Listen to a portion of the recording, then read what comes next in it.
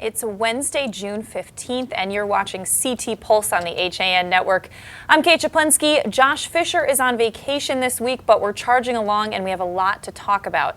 Editorial Director John Kovach will join me later to talk about some of the local stories we're following, including Connecticut politicians' reactions to the Orlando shooting, a scathing letter from the Shelton superintendent on the Conklin posthumous diploma drama, a new job for Bill Finch, and much more. Later, Doug Smith, our editorial cartoonist, will join me and we'll take a look at his take on the local news. But first, on today's show, we're highlighting boating safety. There were several serious boating accidents on Long Island Sound this past week. In one incident, 2 men were found dead and a woman and child were found alive but treated for hypothermia on the shores of Long Island after they left Hammonasset State Beach in Madison Sunday evening with a kayak and a paddleboard. In a separate incident over the weekend, another man is presumed dead but missing after the U.S. Coast Guard and emergency officials had to call off a search after he fell off an inflatable raft on Sunday. Shigmoon Mori, 32, who was last seen wearing a white t-shirt and no life jacket, is presumed dead. Coast Guard crews searched for nearly 24 hours, covering 78 square miles south of Bridgeport. And during that search, the air temperature was 50 degrees with 25 knots of wind. Another man that was with Maury was able to swim to shore when that raft capsized off of Seaside Park. And in yet another incident that was reported yesterday, Milford firefighters located a man who had been stranded on Charles Island Tuesday and brought him to safety. The department headed out to look for the man yesterday at about 11 a.m. after being alerted by the U.S. Coast Guard that they had found a person in a raft about 2 miles off of Milford. That person told the Coast Guard he had left in the early evening Monday, and the person accompanying him had swam to Charles Island to get help. And finally, what could have been a tragic story in Greenwich turned into a successful rescue. Greenwich Police Marine officers rescued 5 boaters on a vessel that was taking on water off Rye Playland on Sunday. That boat went down just 5 minutes after the rescue. Thankfully, they had a radio and flotation devices for all on board. So in light of all of that, as we said, I'm going to be highlighting some safety tips today in some video that was captured by John Kovach, who, in addition to being our editorial director, is also the Yankee Fisherman. That's a show that airs Thursday, right here on the HAN network. He talked recently with Jim Wiltsey of the Fairfield Police Marine Unit about some boating safety tips. Check that out. Watch the HAN network. We're with Jim Wiltsey of the Fairfield Police Marine Unit, about to become your busy time officer. Explain what the Marine Unit does. Well, the town of Fairfield has operated and maintained a Marine Unit for over 50 years now. And one of our primary responsibilities is enforcement through education. And we remind boaters what they are required to have and what they should have on board for emergency and safety purposes. Now, you can board a vessel at any time on the water? That is correct. On the water, you are required to have things per state and Coast Guard regulations. So by us stopping you, we're checking for safety equipment to make sure you have enough life jackets on board for the amount of people you have. Marine Unit officers do not need probable cause to stop you like a patrol officer would on the road with a motor vehicle stop. It's completely different on the water. Now, you mentioned that you are allowed to stop a boat to make sure boaters have the equipment that they must have. What is it that they must have on the boat by law? You must have a serviceable life jacket, 1 per person on board. By serviceable, I mean sometimes people buy life jackets and stow them below for many, many years and they become dry rotted. So serviceable means it must properly fit depending on the weight and size of the person. They make life jackets for infants all the way to larger people. You also need a throwable device. By that is a seat cover with a loop on it, or throwable device is a ring buoy. So if someone were to fall overboard, you can throw them the device and they have some way of grabbing onto it. You must have a visual distress signal, i.e. a flare, which is this is actually a pretty fancy flare, a gun flare, or typically I describe them as a road flare to people that don't understand what a handheld flare is. It looks like a road flare. These are what you would see at the scene of a road closure, a motor vehicle accident, similar to that. That is correct. And those actually are one of our most useful tools. Many times when we get a distress call on a Saturday afternoon and there's 100 boats in our area of Fairfield, and you call because you broke down or you hit the rocks, and we go out and you tell us you're in a white boat, well, there's 100 other white boats out there. So chances are the Marine unit officer is going to ask you to pop a flare off. And most of the time, recreational boaters will have a handheld flare. We just identified you and took crucial minutes away from trying to search for you by shooting a flare off. So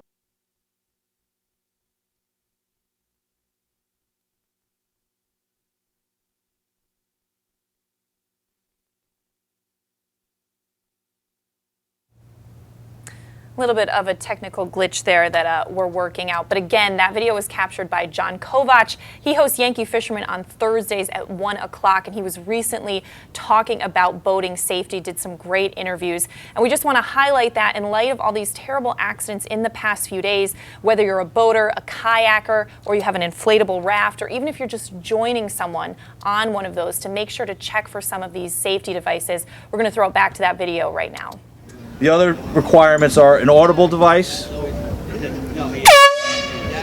We've all heard those. Doesn't have to be a horn, but it has to be, well, if you're, depending on the size of your vessel, you're required to have a horn. Smaller vessels or kayaks need to have a simple whistle, so that if someone's coming your way and they don't see you, you can make noise. Now, fire extinguisher on a powerboat? Serviceable fire extinguisher. I said the word serviceable again because we live in Connecticut and you're using your boat 3-4 months a year. The rest of the time is sitting in the driveway or in storage. You have to make sure that the fire extinguisher, the little needle is in the green. Some of your lower fire extinguishers just has a little push pin, kind of like when the turkey's ready at Thanksgiving. If it's popped up, it's time to get a new fire extinguisher. They will lose pressure over many years. Now, there's also equipment that you recommend that boaters have.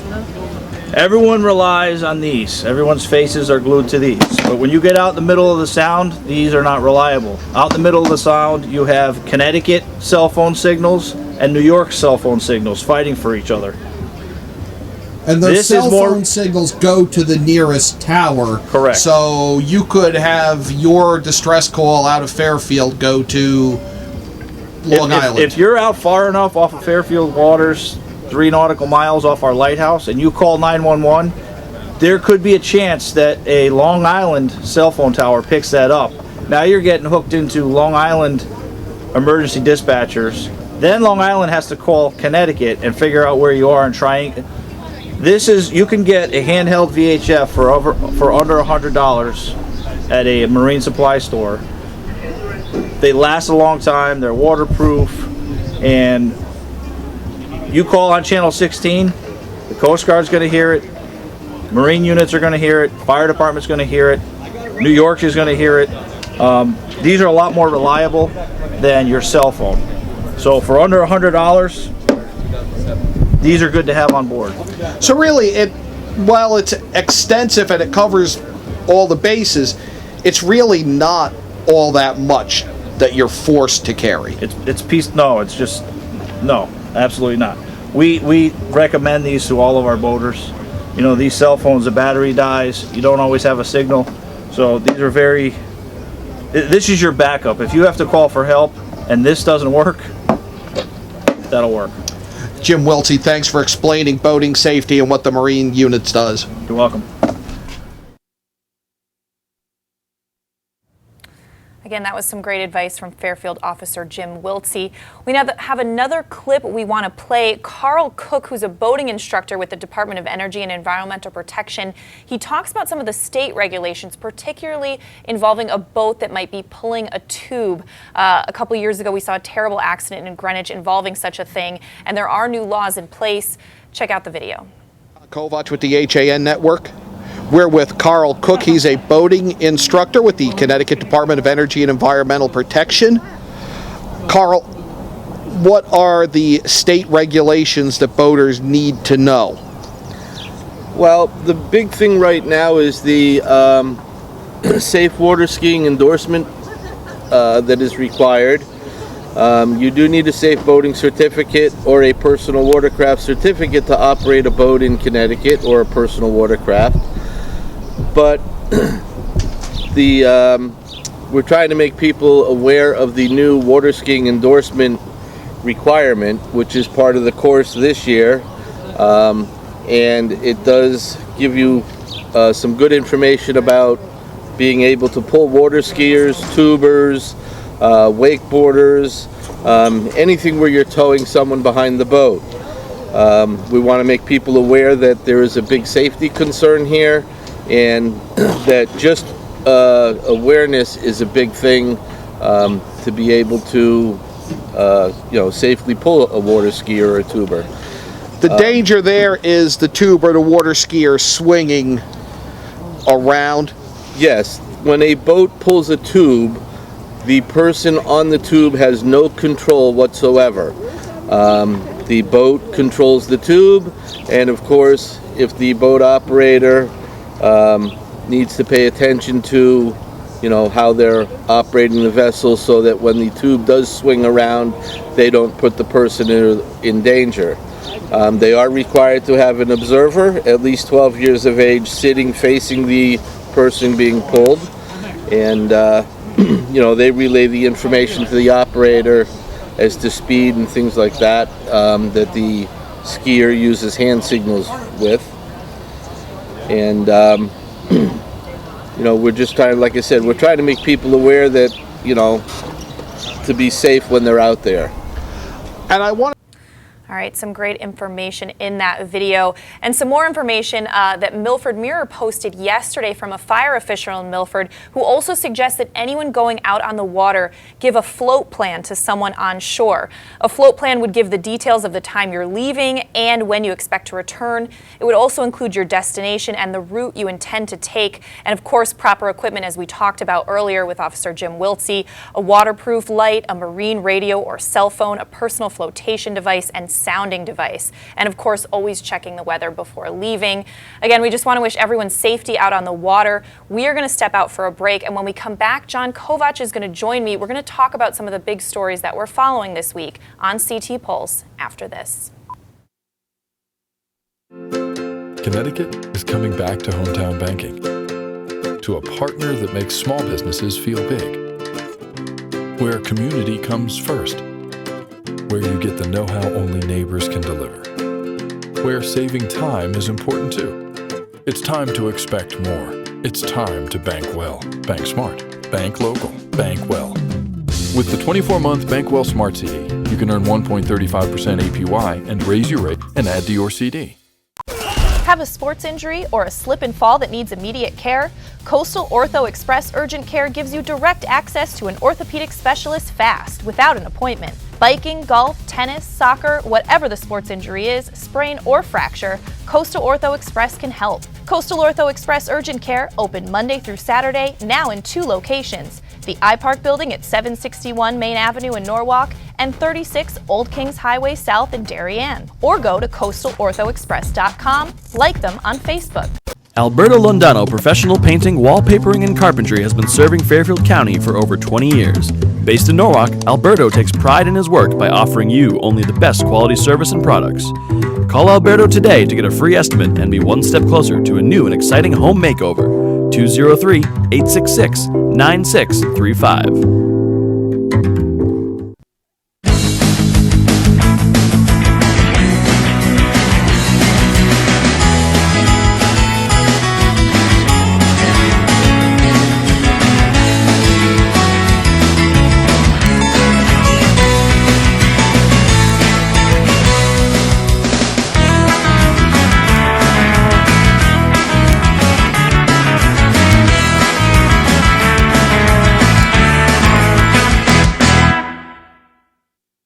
I'm Kate Czaplinski. Join us for Coffee Break, weekdays at 11 to get the latest Connecticut news, weather, high school sports, and more.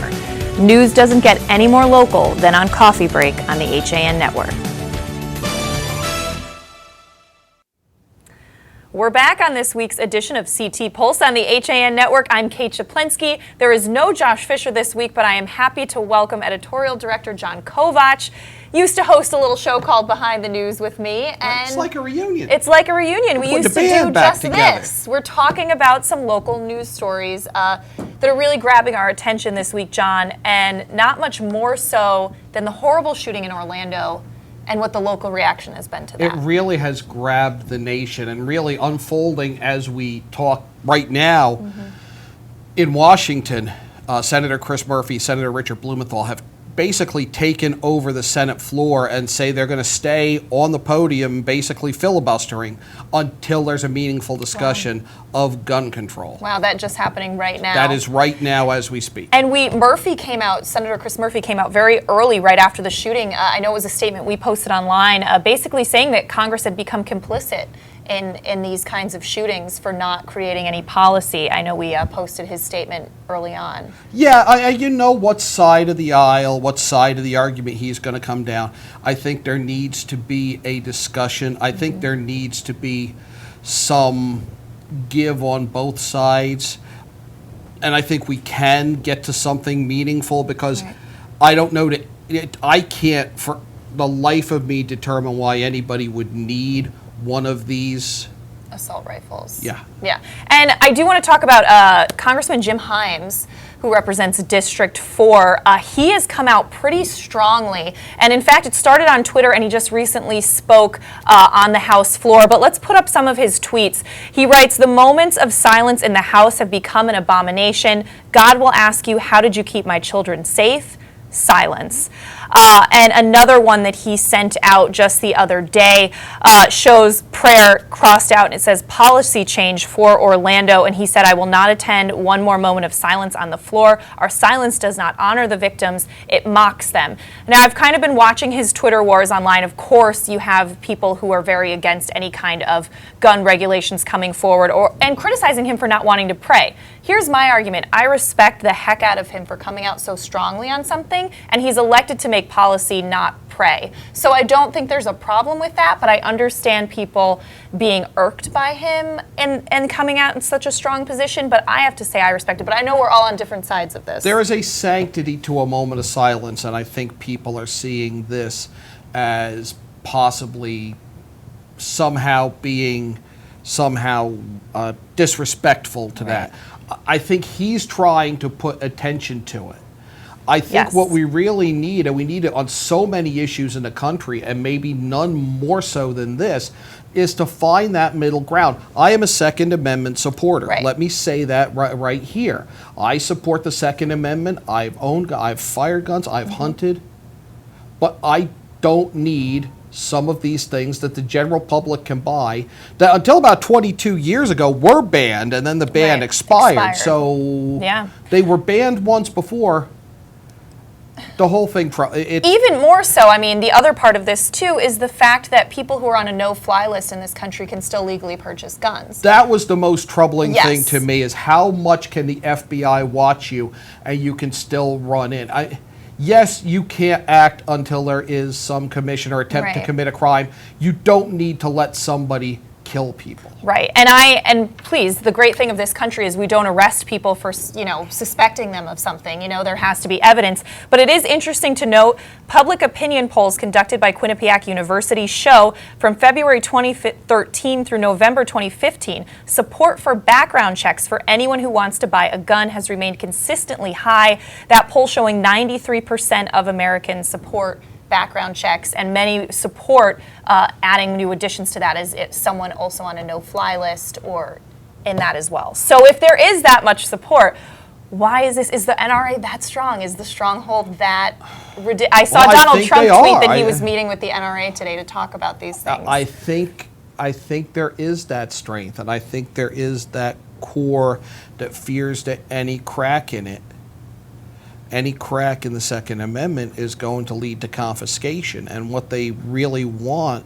is some assurances that we won't get to confiscation, that the firearms that they use for protection, for target shooting, for hunting, what have you, won't be taken. I'm hoping that assurances of that, and I don't know what assurances will be good enough, would lead to some middle ground where we can stop having mass shootings in places horrifying. where people go to have a good time. Right. And one of the things, well, a good guy with a gun is the only thing that can stop a bad guy with a gun. Well, I don't want to have to rely on a good guy with a gun to stop somebody coming into a Right. place that I'm in with a gun. I'd rather know that he's not coming in with something that's going to kill 50 people. Right, and a lot of times the argument is these guns are legally obtained, but we've seen in these mass shootings that these guns were legally obtained by these suspects, and I think that's what's very disturbing, and we're going to see what happens, as you said, Murphy and Blumenthal now, we're going to see what happens. Should be an interesting watch. Yeah.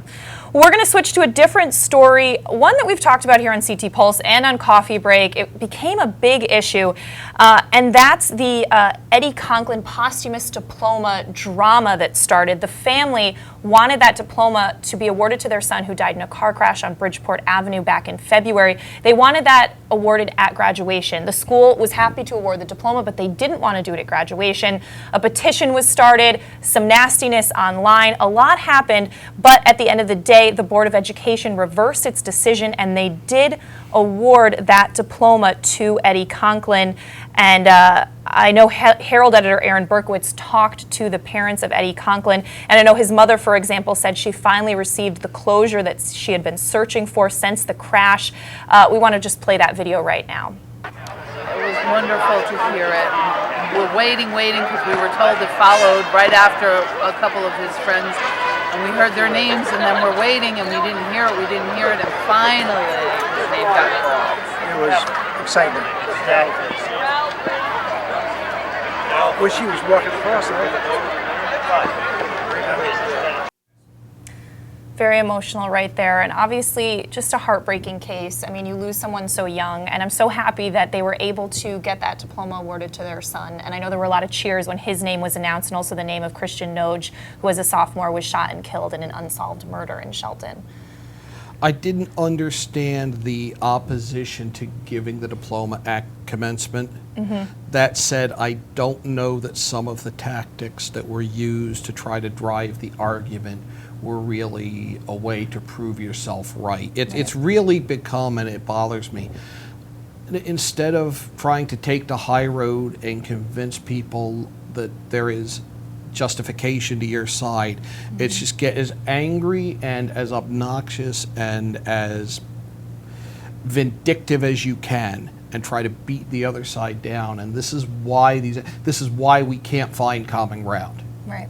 And this week, Superintendent Chris Clowett sent a letter that actually the Shelton Herald published. He had a lot to say. He talked about that campaign that was organized to fight to have the diploma awarded at graduation. And he said that some Facebook postings, talk radio, and local television interviews caused some adults to act out in ways that we would not accept from our students. He said, let me be clear, not all of the individuals who felt that they were supporting the Conklin family displayed rude and crude behavior.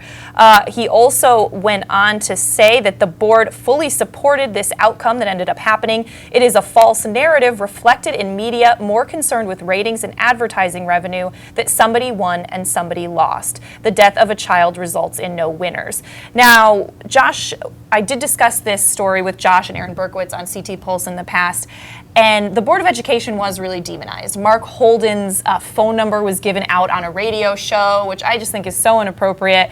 And I know Mark Holden to be a very thoughtful and intelligent and involved board volunteer, because it's a volunteer position. And so I do understand them being upset with that. And I know on social media people just want to be so righteously angry about something. And so it's a shame that it devolved that way. But some of that outcry was good because it made sure that this did happen. And, you know, a lot of people did support the family the right way.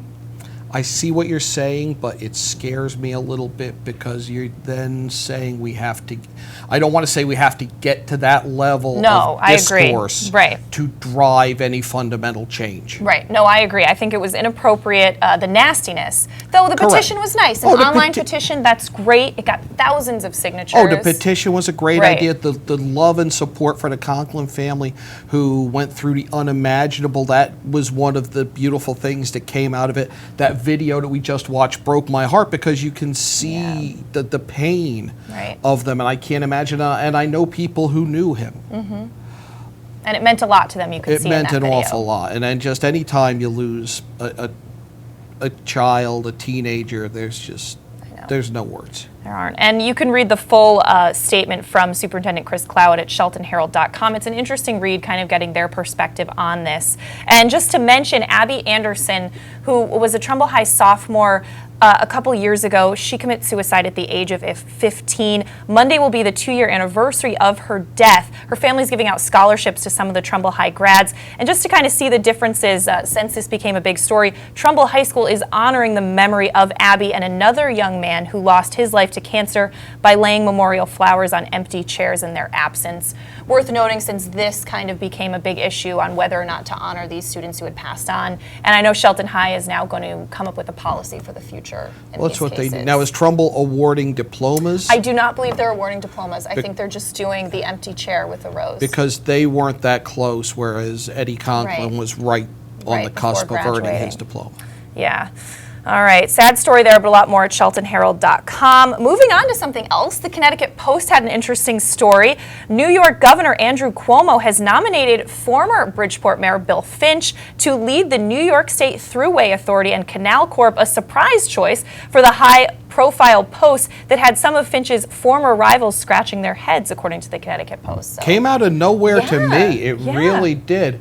I'm wondering if he's going to move or if he's going to fight the traffic on the Connecticut Turnpike all the way to New York. I don't know the requirements of that job, but he has legislative experience, he has executive experience, so he does know how to navigate those two branches of government. Right. He lost his bid for re-election to Joe Ganim. In case anyone forgot. That was a big deal. That was a big deal. I thought he Bill was, Finch had been mayor for quite a long time in Bridgeport. it was a surprise to me, let's say that. I thought he was going to fly fish for a while. Oh, yes, he is a fisherman, right? Yes, he and I have discussed it. I've had him on. He's been a Yankee fisherman guest.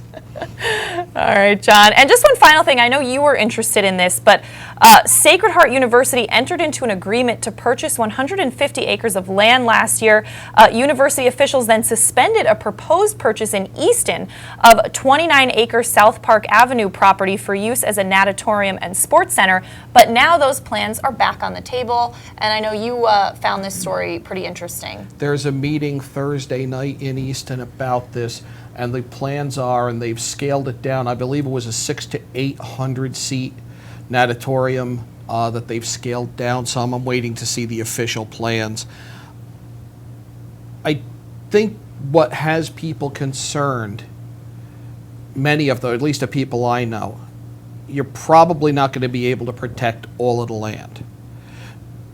What people I know are worried about through my involvement in Trout Unlimited, etc., the Mill River runs past there, and it's one of the most important native brook trout streams in New England. It's a very rare in terms of how it provides habitat for native trout.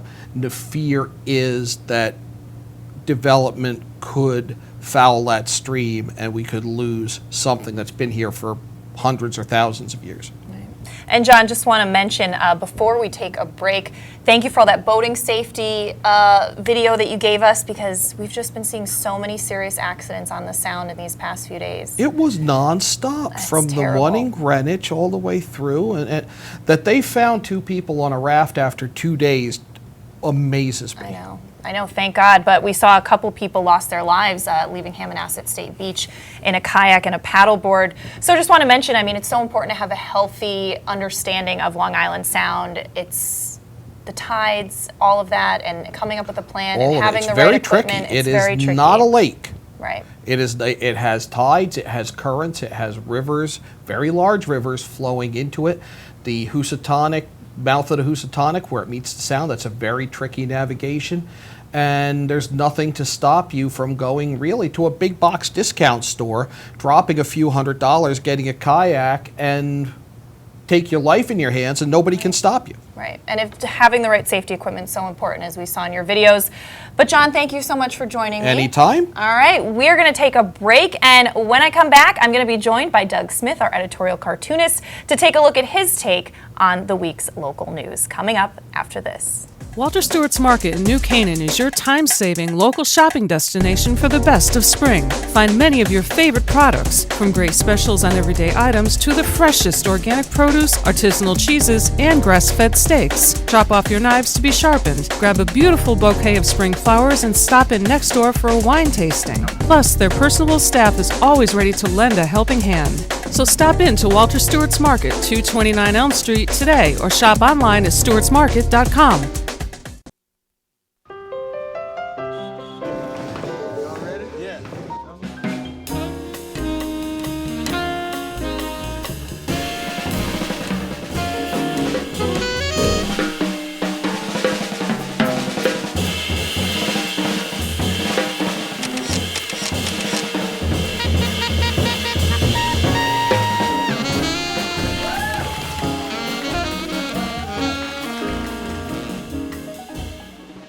I'm John Kovach.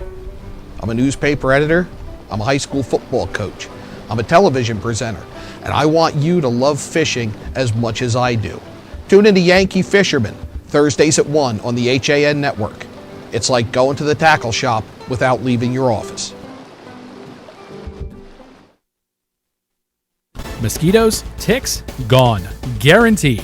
That's what Mosquito Squad guarantees as America's most trusted mosquito and tick control company. Locally owned and operated, over 90,000 homes have been protected by Mosquito Squad using their dual protection method for season-long protection, which includes barrier spray service for eliminating mosquitoes and adult ticks, as well as supplemental programs to increase tick control. They use only USDA organic options, which are safe and non-toxic. Contact them today at www.squadctny.com or 203-893-4309. Mosquito Squad. No bugs, no bites, no kidding. You're watching the HAN Network, and you're not alone. Nearly 1 million people have watched our live sports, news, and entertainment programming since the network launched in August 2015. Advertise on the network that reaches Fairfield County, Connecticut's most engaged audience. Contact Advertising Director Jessica Murrin at 203-273-7312 or email jessica@han.network. We are back on CT Pulse, and it's time to draw some conclusions with the bird brain of Alcatraz. Doug Smith, I most like this bird yelling at the guard. And what'd you do to land in Alcatraz, huh? How'd you I get don't on the know. rock? All right. But it was Navy theme this week because it was going to be a Father's Day, but I only had one cartoon for every paper, and I figured we couldn't do a show around just one. So right. my wife was putting up bird feeders in the yard, so I figured, oh, what the heck, well. It's a good season. I've had some noisy birds outside of my house. All right, let's put up the first one. What do we have first? I love this. Oh, that's a couple of years ago in Milford, over at where the beach is there. They have a designated spot for the piping plovers. Yes, you're not allowed over there. Bird sanctuary, so. But this beachgoer trying to sneak in Exactly. in disguise. Bird is not fooled. All right, tell us about this one. That is the old Paul's drive-through in Milford as well. It was an institution in Milford. Right. It closed down, I think, like 6-7 years ago. Yeah, it's been and a while. They didn't know what to do with it, so everyone used to talk about feeding the pigeons at Paul's, but now we have a new bird there, i.e. developers. Buzzard. And again, another Milford one. This is sort of a panel cartoon. It's talking about like people, it was nice before the condos were built. It was real nice before everyone partied there. And the bird finally saying, well, it was nice before you were all here. Before all those people were there. Poor bird. Yep. And we got another beach scene. What's going on here? Just talking about, that was sort of a public service thing about skin cancer. Nice. Oh, and what's this? This is Darien. They were talking about the Canadian geese were pooping in all the lakes Oh, it is and the the ponds. worst. So we have a little revenge there. The America goose going up to Canada to get even with them. I was sent up here by Darien to even the score. All right, a lack of appreciation for the natural world. That was in I think that was an editorial about how kids are just tuned into their iPhones and iPads, not going outside What's that, anymore. Dad? Hey, that could Exactly. work for a Father's Day cartoon, There you too. go. All right, they really have to create public access to the water. Again, I think that was a Milford one. They were making people pay to get to the water there, All including right. the birds. And up next, some ospreys, hawks, and other birds of prey are making a comeback in the area. We figured that the schools were better here. Yep. He looks very distinguished in his green suit jacket. And tell us about, I love this one. This is another silly one. I love the Doug Smith silly one. That dad humor there, the bad pun, but that's actually Sterling House. In Stratford, right. But he mistook it for Starling House, and he has his bag ready to go. And this one, too, is that was Darien. That was the police, the antenna down at the police station. The ospreys were mating up there. Oh. So he has his Barry White's greatest hits. And the first robin of spring. That was last year when spring just didn't seem to come. And what do those symbols mean, Doug? You want to translate that, AJ? And developers circling the Roger Sherman Inn. The old icon in New Canaan, the Roger Sherman Inn was closing, and it's apparently run by like a French bellhop. That's actually the character that they used to use in their ads. I tried to redraw him there. It? Oh, I didn't know that. That's fun. I love that you put that much thought into it. That's very cool. And I do love this one. It's also silly, but there will be an official opening of the Darien Community Association's Bird Sanctuary. Sorry, you're not on the list. Yep. Turning the birds away. He's not on the A list. All right, Doug. Well, I love the bird theme this week. I appreciate it. And as always, so fun to talk with you, Doug. You too. All right, we'll see you next week. Thanks. We're going to wrap things up here on CT Pulse. If you missed anything, of course, you can watch us on demand later on. And coming up later today, Nutmeg Sports at 2 o'clock. Have a great week, everyone. We'll see you next time.